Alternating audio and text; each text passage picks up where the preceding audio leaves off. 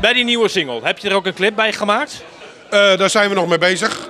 En daar komt natuurlijk weer een hele mooie clip bij. Dan kijk ik even stiekem naar rechts. Maar nee, dat gaan we absoluut doen. En dan gaan we rustig werken aan het album. En we hebben natuurlijk het 10-jarig jubileum.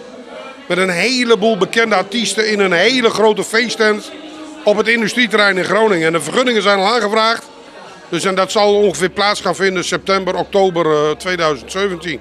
Ben je er mooi vroeg mee? Ja, maar we moeten nu al echt, Emil Hartkamp is daar ook druk doende mee. En die heeft samen met de tenthouder of de tentbouwer de vergunning al aangevraagd. Maar dat moet u ook al, hoor. En hoeveel mensen verwacht je dan? Ik durf het niet te zeggen. Ik hoop dat de tent lekker vol zit.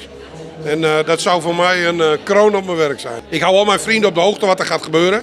En natuurlijk komt er op Facebook. En het komt straks uitgebreid op Radio NL. Nou, wat wil je nog meer? Niks. Dan heb je het plaatje compleet. Ga je nog op vakantie? Ik heb net in mei ben ik in een plaatselijk café daar geweest. En daar heb ik er een paar dagen bij geboekt. En ja, voor mij is nu de nieuwe haringtijd. Dus ik kan eigenlijk niet weg. Maar ik hoop dat ik in oktober nog een weekje weg kan.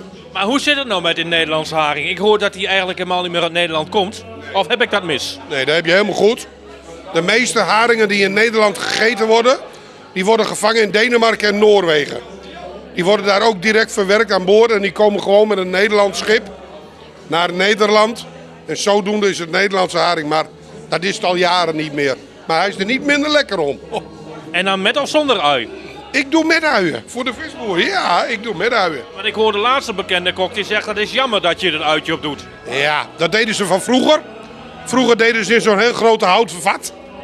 En dan werden ze op den duur zo ranzig. En dan deed je er een uitje bij om de ranzige smaak te verwerken. Maar tegenwoordig hoeft dat niet meer. Ze zijn hartstikke lekker.